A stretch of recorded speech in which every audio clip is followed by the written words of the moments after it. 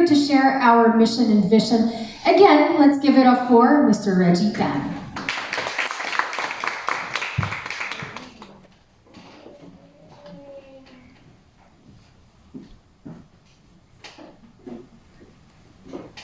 Okay, so welcome again. Just allow me a few minutes to share how we started, why we started it all. I'm Reggie Tan, or Reginald Tan. I was a teacher before we started this company. I was a teacher in a school at BGC for 18 years now.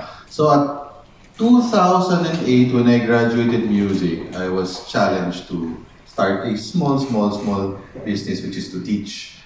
And from there, we started sa condo. From there, nung kinasal kami at 2012, lumipat kami sa isang townhouse where we continued the business. Lumaki siya ng konti.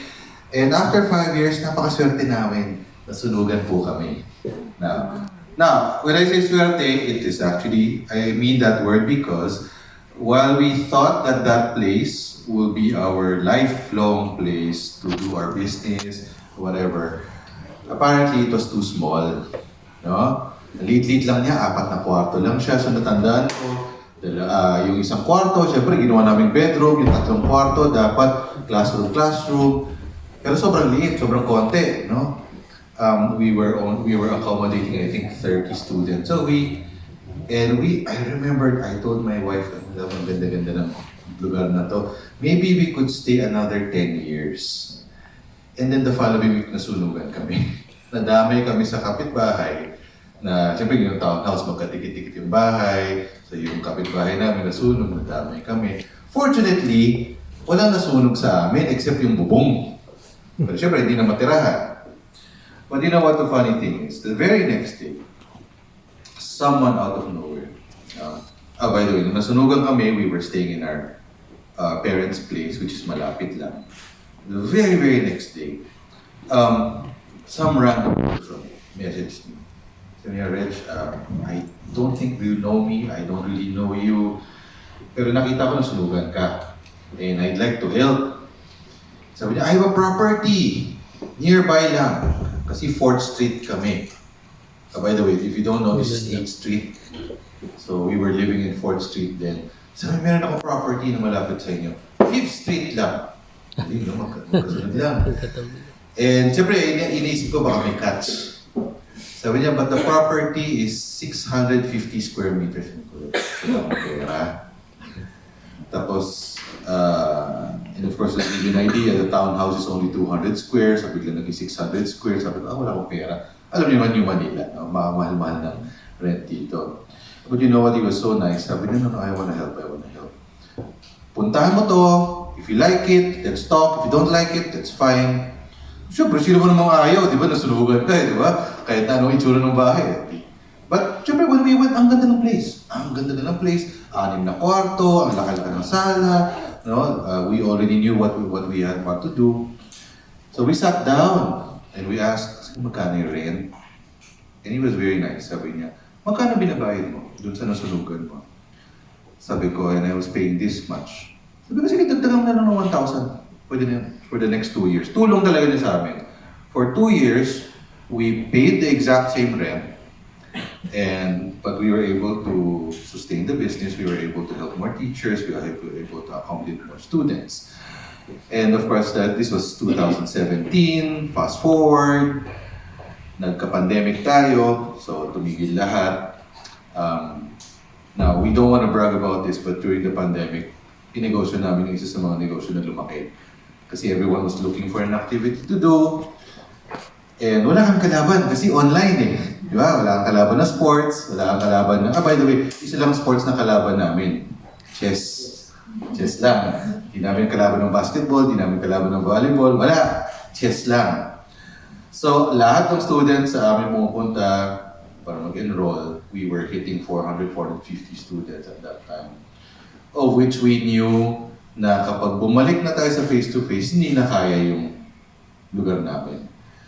And I was sharing to some people, this place is relatively new.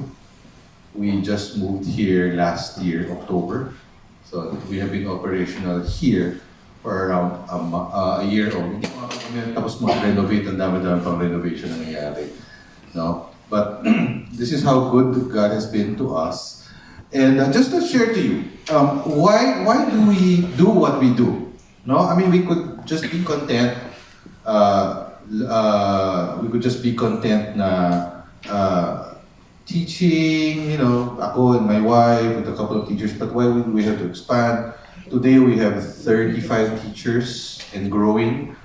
But why? No? I'll share to you one of our vision is to be the leading reputable Filipino company that realizes musical dreams of people of all ages and from all walks of life through character and excellence. Now, how do we want to do it? We want to realize musical dreams through music education, quality pianos, and provision of performance space like this one to amateur and professional Filipino musicians. One of our ultimate core values, and as I was sharing to some people a while ago, music comes second to character and excellence. Funny that the music company does not put music as the top priority because at the end of the day, anong kwenta ng napakagaling natin kumanta, tumugtog, pag hindi tayo tao, hindi tayo makatao.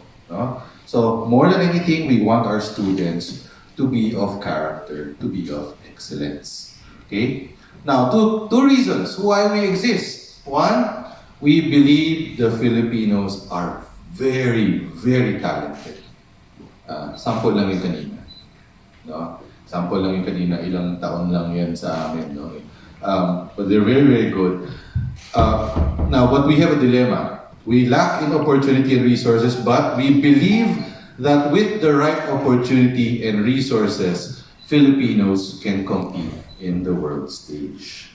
Ang dami natin magagaling na mga bata, mga Pilipino, mga kapwa Pilipino.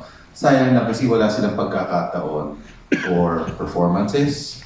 No? Actually, ang pinaka-importante is wala silang pagkakataon pumalpak.